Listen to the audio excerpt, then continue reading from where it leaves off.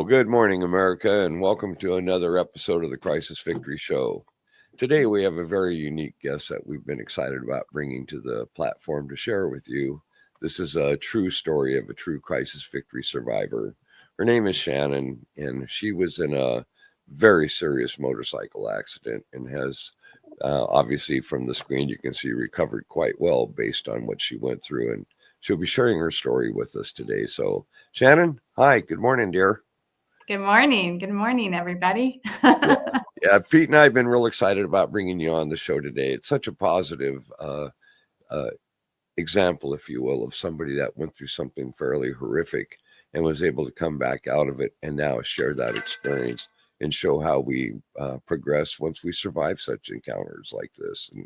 And by the way, everybody, that's Pete Turner on the screen with us. He's my co-host on the show, and he's also the founder of the Break It Down show. And I strongly recommend, if you get a chance to catch his shows, take the time and see them. They're pretty fascinating. Thanks, anyway, well, you got that coming. You got a great show, Pete. Shannon, if you wouldn't mind starting with what led up to the event that brought you to the crisis that you survived. Can you tell us a little bit about that? So from what I remember, because I still deal with some short-term memory limitations, but basically I, leading up to my motorcycle accident, I ran a very successful interior design firm. And I have had a beautiful life. I have one daughter, and she's now 22. And yeah, and so I would say that big picture, everything was kind of slow and steady, and really, really, really empowering life that I had led, and I've found my way back to. Interesting. When how long ago did the event occur when you were in the accident? So I'm coming up on 3 years. It's that's recent. Yeah, it is very recent. And considering from what I've been told, the level of brain trauma / body trauma, you know, I'm I'm still on a path of finding some resilience with certain things, but ultimately I have made it back and survived. Were you the one driving the motorcycle, or were you a passenger on it? No, I was a rider.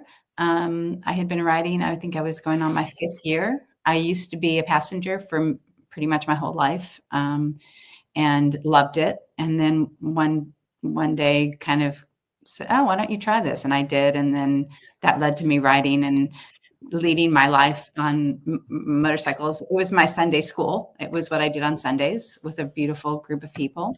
And so I rode at that point by myself. 5 years of experience. You were an experienced motorcyclist. I've got over 40 years on Harley Davidsons. I totally get it. And boy, at any time, something can happen, an event, and life changes instantly. Years ago, I was in a motorcycle club, and I remember in one year, the last year that I was a patch holder, I went to 3 funerals in that one year with brothers in my club. And every one of us had been riding for decades. So you just don't know when an event can occur on a bike. And, we used to pull the baffles out of our exhaust pipes. So, you hear the story. Yeah, loud pipes save lives because people drift in. They don't see you. There's a lot of things that pop up all of a sudden. In your situation, what happened? What led to your accident?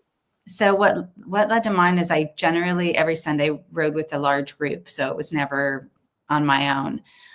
It just happened to be a day that I was trying to get back to my house to open it up for some friends of mine that were actually coming to stay with me and deal with cancer. And they were coming to my house to, go to UCLA and be in a closer place. And I wanted to make sure I got back to open my doors for them. Okay. And I literally, so I was by myself. And again, these are from what I've been told, because I don't have any memories of this part, which I'm super grateful for, is I was hit on PCH, Pacific Coast Highway, by a tourist that did not see me. And I was riding up, at that point on my own, trying to get home. And they did an illegal U-turn. And they, from what I've again been told, they were to the point where it threw me up in the air like 30 feet and crashed me back down into the ground. And I think a few miracles came along with me. There's two big ones. One, there was an EMT hanging out on the beach that ran up and saved me in that way. Also, there was a gentleman in a car and turned around and blocked everybody from rolling over me, which also saved my life. So there were all these layers to that one day why I can sit here and have this conversation. Yeah. How are you doing on your recovery right now, Shannon? How are you progressing? I'm good. I'm still working on certain elements. I still work daily on my physical because I was literally broken into so many pieces, and then they had to put a lot of new bars and parts in to put me back together. So I still work on body and brain, but mostly now I focus on the brain stuff. And I mean, just it's layers and layers of getting stronger and better, rebuilding all of the, as they say, the channels in my brain. Because when I woke up from my accident, I was completely blank. Couldn't read, couldn't really do anything. Couldn't remember what happened or what I said 1 minute ago, much less 10 minutes ago or a day ago, or, so it's definitely been a progress of reteaching my brain to work and my body. I got a question for you on this, Shannon. Were you wearing a helmet? I was wearing very, very good gear. And thankfully, or else this conversation wouldn't be happening either. And in California, you have to wear a helmet. So yes, I was wearing a helmet. And I think, California, I'm grateful for that. I don't think I would have ever been a rider without a helmet. I think that would have not been my way to feel comfortable. But I was wearing a very full face helmet and all of the protective gear, you name it. Yeah, it's definitely a life-saving scenario. Like I said, I've ridden Harleys for 40 years. I had to put down riding a few years ago. I was assaulted in 2020 and I had head injuries as a result of the attempted murder on my life. And I went back on my bike and I would try to ride it, but I found that I would have these moments of blank spells. I would have hesitation. And 2 years ago, I had to finally sell my Harley. And I've been on them for 4 decades, and it was really a traumatic change. How does it affect you now? Do you ride still, or are you done with it? I don't. And I didn't. I honestly at first didn't want to give the concept up. That's because I had multiple bikes. I had the Harley I was on that got crashed and, put into parts. And then I had a Harley here at my house, and also like a 70s. I was a big motorcyclist. I loved them. And for them, they're like, you've got 2 in the garage. Let's sell those. I was like, no, don't take that from me. It took me it took me probably a year and a half to even imagine letting those go, because I wanted to keep rebuilding and getting better and not losing everything. That's exactly what I went through. That, when you survive a traumatic experience, the things you love so much that are really an active part of your life, and you always figured it will be till the day you can no longer physically ride something like that. And it really traumatized me, girl. I got to tell you. But I made the decision I'd rather stay alive than get smashed by a car coming at me full on, because I had a blank moment, an episode.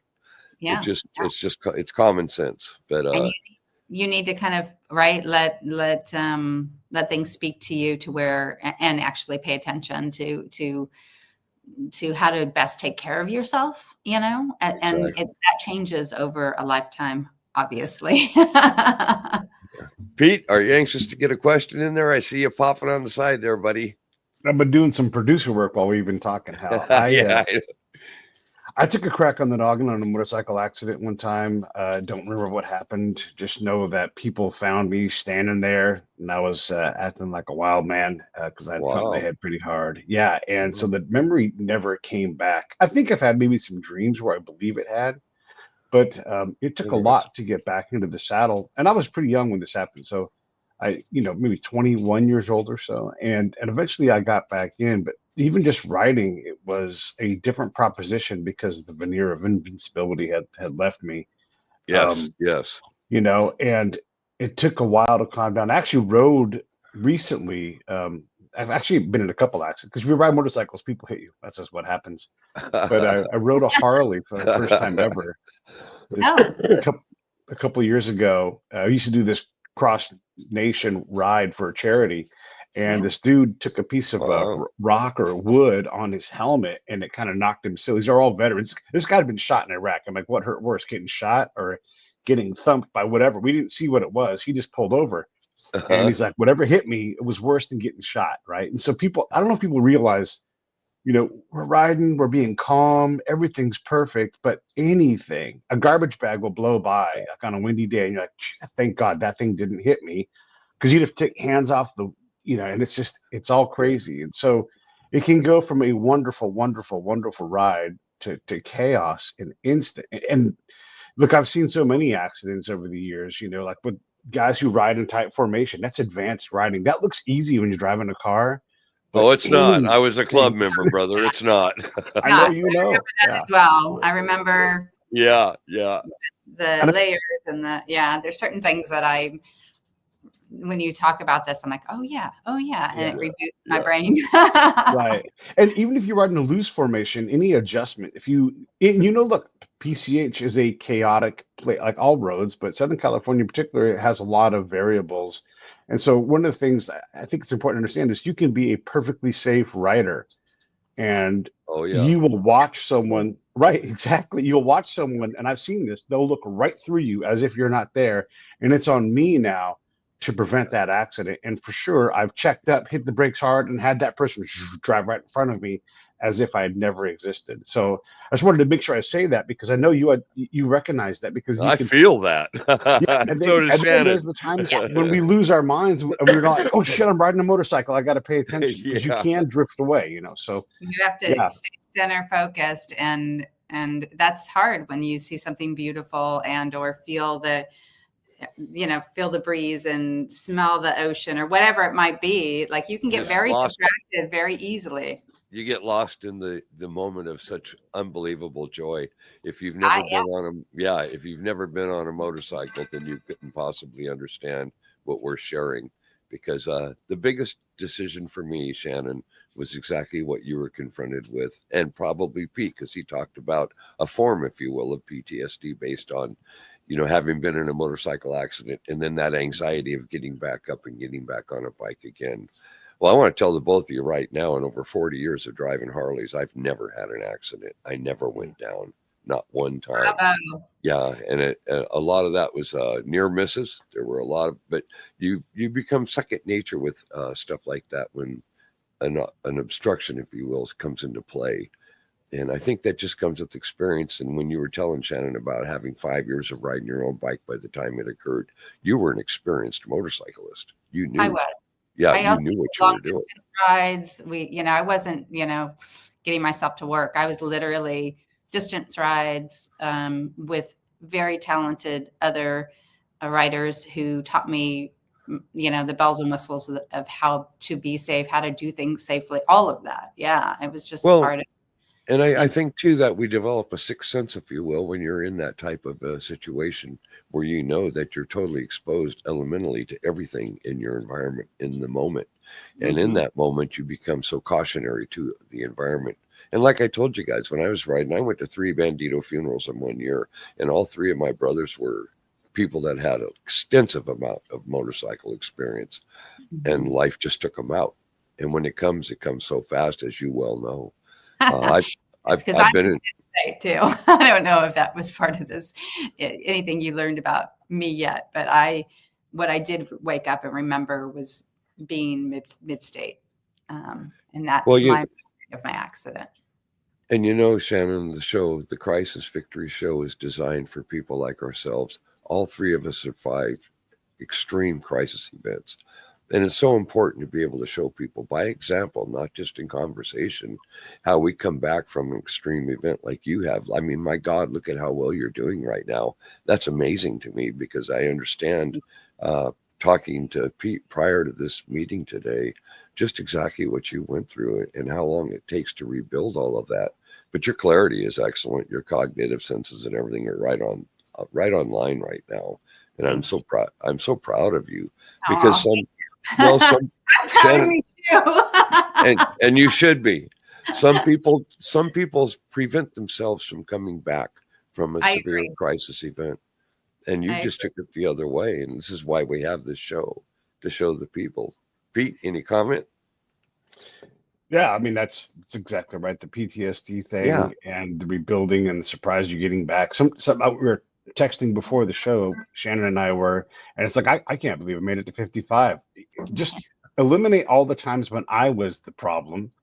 And there is still like, I can't believe this happened. I can't believe that happened. You know, it's it's crazy. And so, yeah, the crisis victory surviving thing, it's a real, to accept that these things happen. And sometimes there's not a damn thing you can do about it.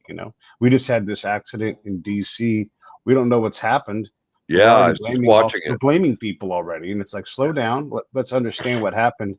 And sometimes these things are just inevitable. You put 330 million people in a nation, and every instant someone's going to die. And exactly, the vast majority of it is accidents. So yeah, anyhow, that's what my thoughts are. Well, I think with crisis victory survivors, what defines us is exactly what I was just saying about you, Shannon, how we survived such a critical event, but we take on a positive direction with it. And this is what we want to show the world, that, hey, look, we've all been, I'm a former POW. I was captured and tortured on foreign soil in a country and that I wasn't supposed to be in, on a mission that no longer exists. And Pete himself was a spy over in, where were you? Were in Iran or Iraq, Pete? Not Iran. We wouldn't talk about it if I was. Iraq, Afghanistan. We all crossed borders, brother. We were all crossing borders. I don't know what you're talking about. Yeah, I love you, bro. I get you. But the point I'm making is this: we all have a form of PTSD that have survived horrific events.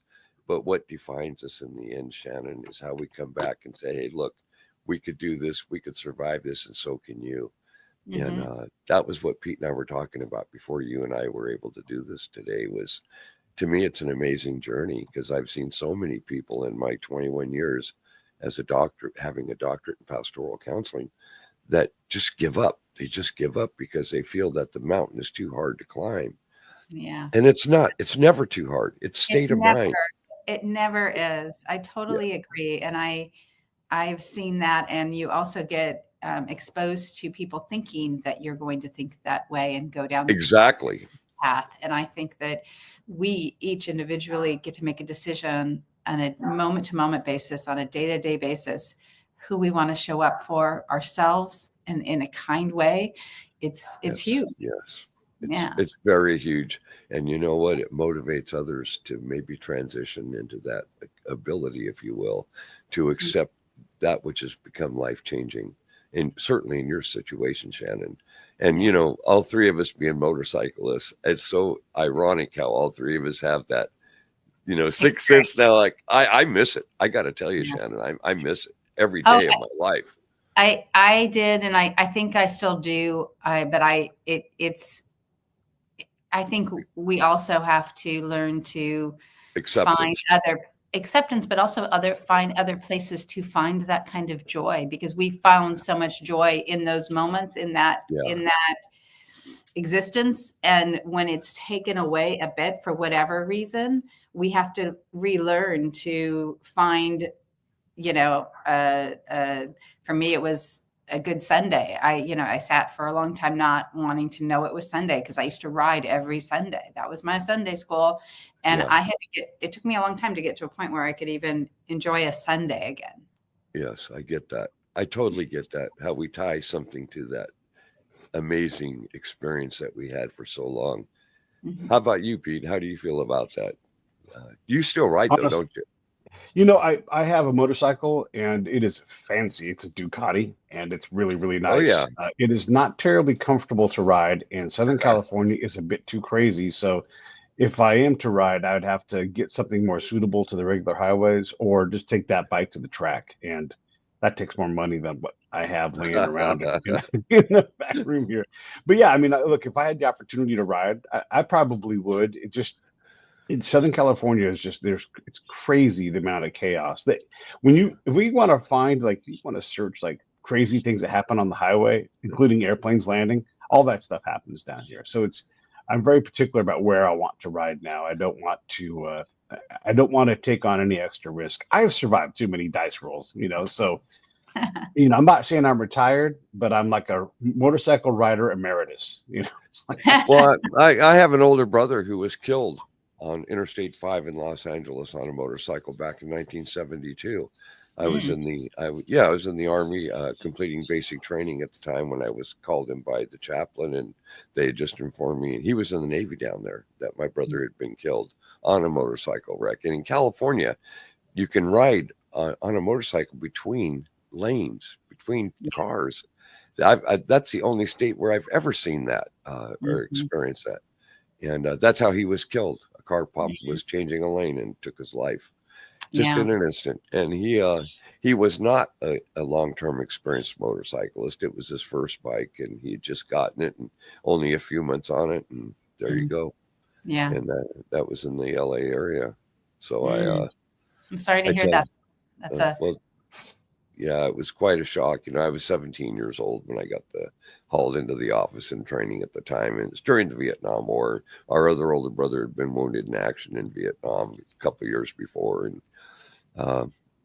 but that's my only relationship to losing somebody in my own family on a motorcycle as a result of a careless driver shifting right in front of a motorcyclist, and life came to an end just like that. So I can totally relate to that moment.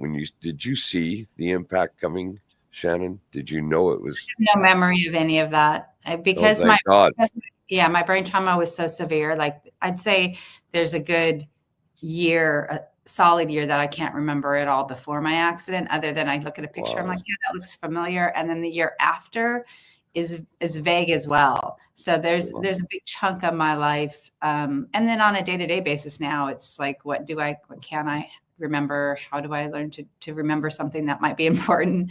But no, I don't have a last minute moment at all. Did your brain flicker on in that year after, before you're like, okay, I'm fine now. And, and then you weren't fine, but you didn't know.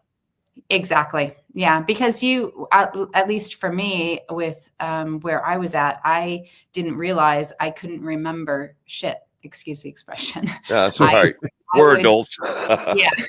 I would have to be told, whether it be by a good friend or my daughter, Mom, you already told me that. And I'm like, I did, over and over and over. And that was, that was on repeat for a big chunk of time, where I then had to realize that I don't remember anything, that I had to realize that, yes, I know how to use my phone now, but I can't read. Okay. I've got to teach myself to read. Okay. I'm getting better at reading. Like, it was just all of these slow steps into rebuilding this brain, or reconnecting it from what they've told me over and over again.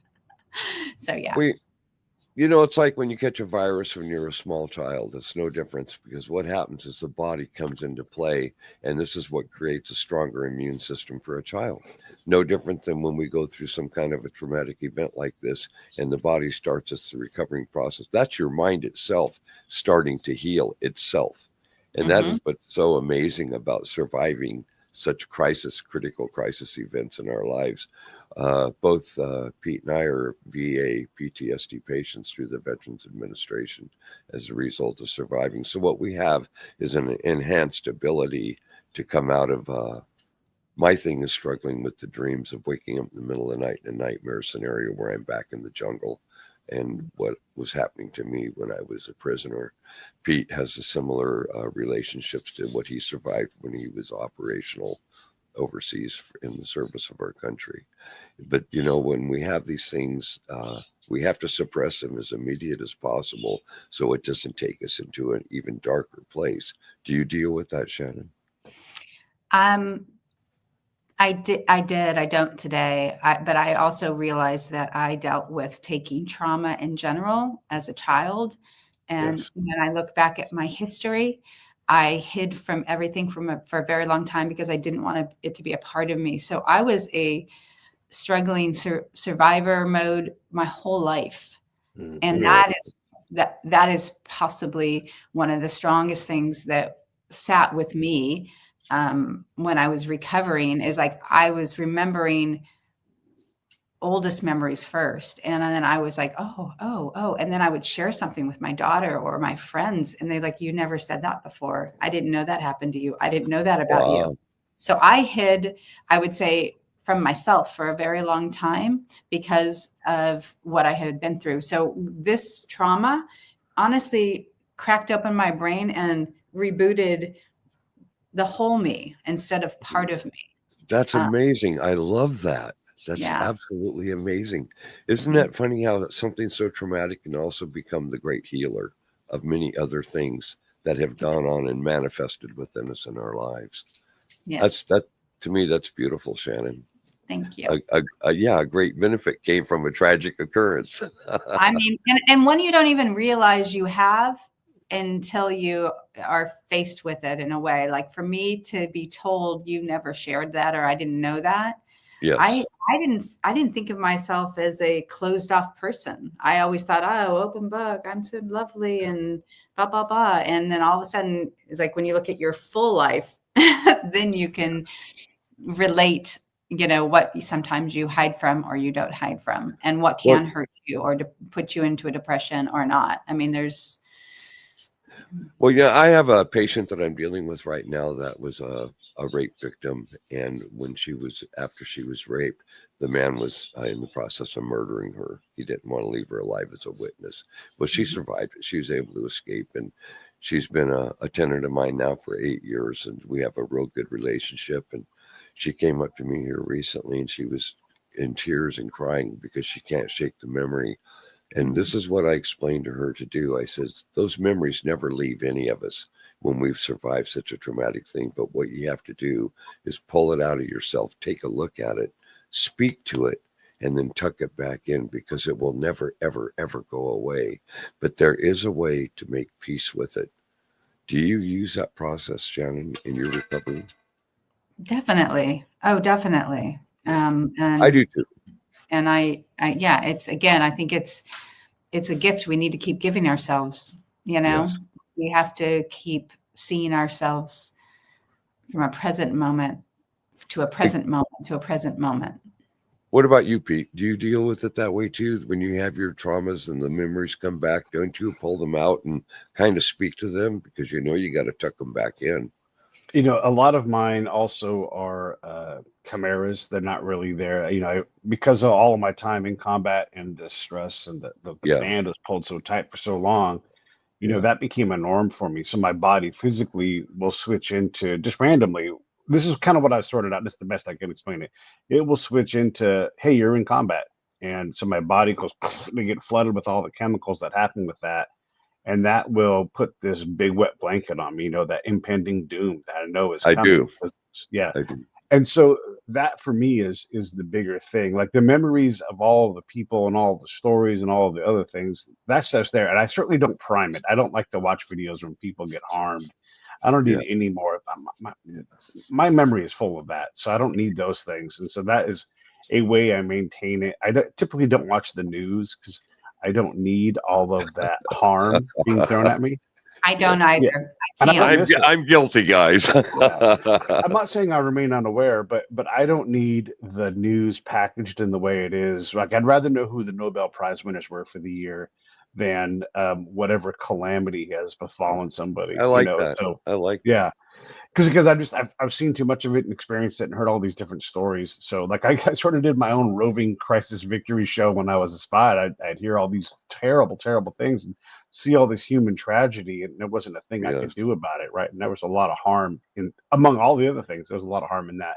But yeah, that's for me, that's more of it, like understanding how my body chemically responds to the stimuli that I can't control. And so I try to control what I can, but I mean, I don't avoid it, but I try to control those environments, if that makes sense, Shannon. Yeah. Makes Yeah. nothing but sense. Yeah, it does. It does. And, I think that that's the goal as well. At least that was the goal with me, is finding the right mental and physical route for me.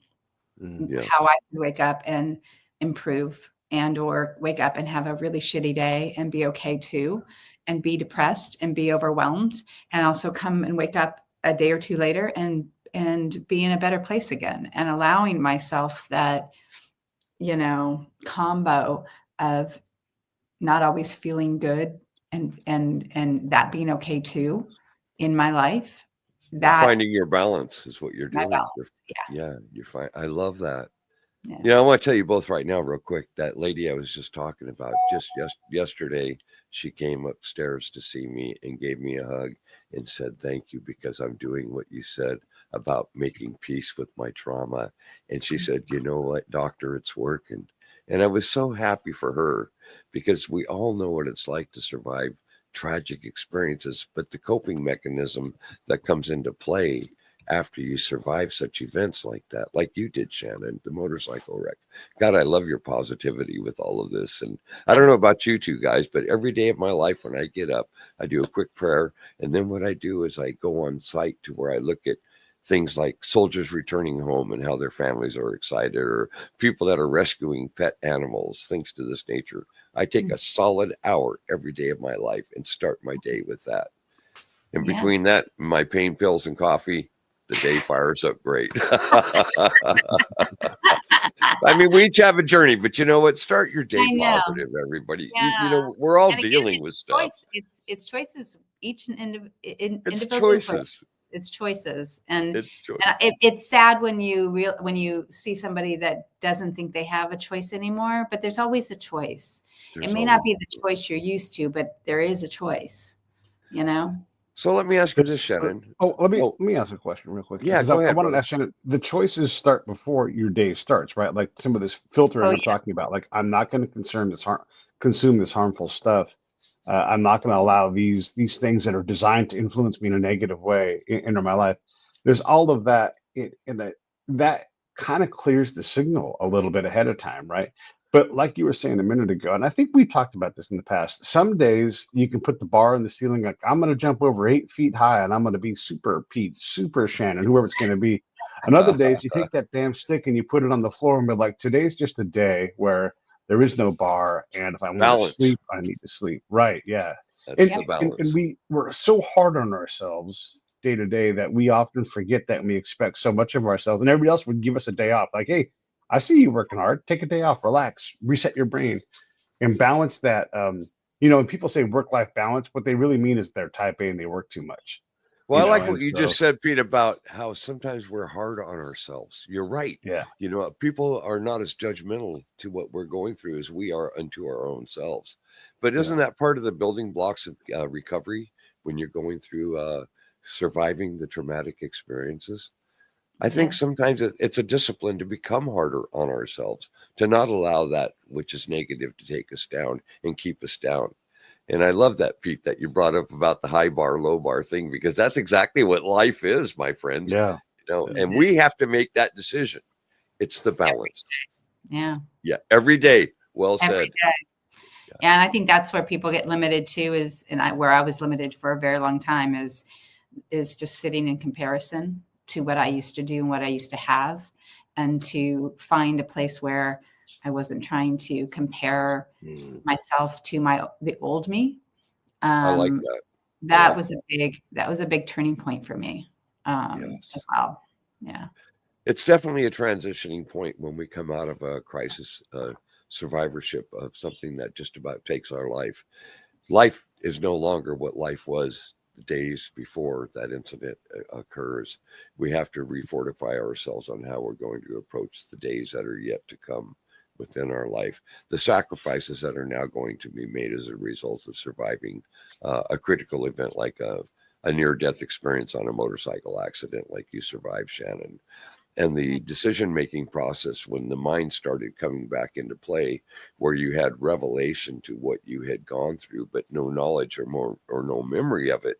Now you have to redirect that path. And to me, that's a fascinating topic in this type of scenario that you have come through and encountered. So what are you doing now in your spare time instead of writing? What have you fulfilled it with? What have you replaced it with? Well, I have just finished writing a book. Congratulations. Thank you. And, you know, it's in the ebbs and flows of that right now, but I wanted to be able to share my journey with others, especially the traumatic brain world. And also, you know, I went through, and not went through, but I also have been post breast cancer, post my accident. And I think that part of what I've learned is how to not expect that nothing worse can happen when something bad happens. I like that. And that was, it was again, a period of my life that it for us to think, oh, it can't get worse.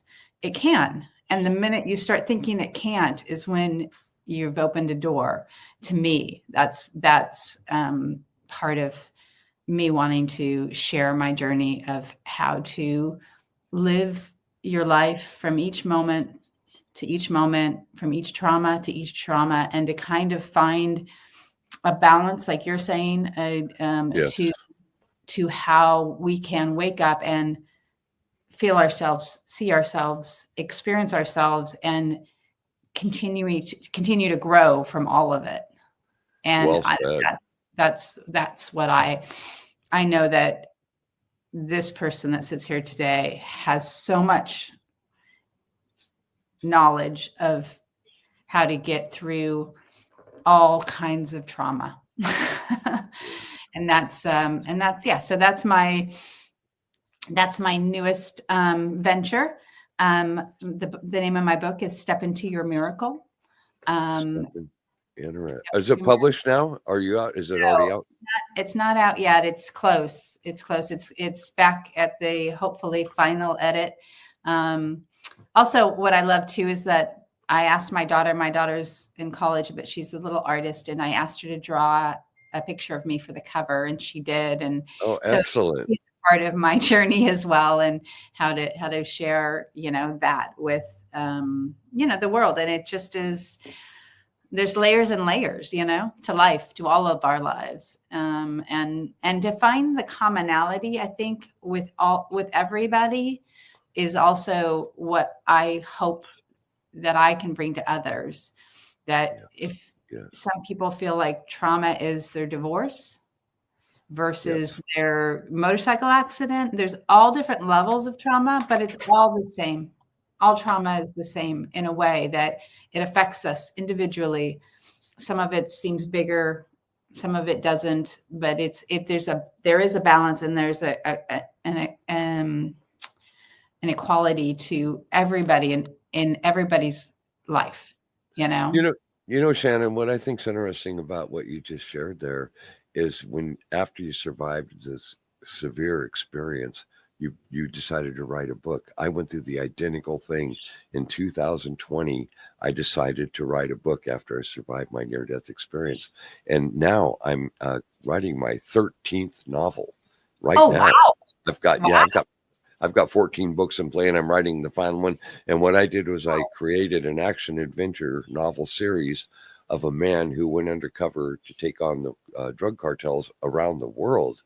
And what I do, each of my books are dedicated to law enforcement or military people that I actually worked with undercover in the 17 years that I was operational, infiltrating cartels and taking them on. So I get it. You know, it enacted a traumatic experience to open up this whole other directive of my life. 10 years ago, I didn't know I'd be an action adventure novelist. And I absolutely, I can totally relate to you, Shannon, in that regard. Writing a book after surviving something. But I got to warn. Yeah, and I got to warn you, Shannon, you're probably going to write 10 more after that. You never know. That is very possible. And I'm an open door to what life has to bring me. So I know that this is just small steps towards my new existence, because I consider myself a new individual. It's the great shift. We've now replaced motorcycle riding with something that we find to be mutually satisfying. I know that as you created your book and you were talking about how you sent out for editing and things to this nature. I only went through that in my first book. I did the first book was called Crisis Victory. I don't even advertise it. And then because I had help writing it. After that, I wrote A Fox in the Lion's Den, and that was the autobiography of the life that I have lived and survived. And then I decided to create an action adventure hero, if you will, who takes on the cartels, and ended up writing 12 of those. Wow. So I'm gonna have to log in to listen to one of those. I'm still a very slow reader, even though I've written my own book, but I'm a great listener. Well, I'm so excited for you, and it also perpetuates into other things. When Pete and I started meeting in the very beginning, we were looking at doing a documentary story of my life. I'm now with 2 motion picture developers in Hollywood area that are creating the scenario to introduce us to the motion picture field. Wow. So your book may go into other things. Oh, it's going to.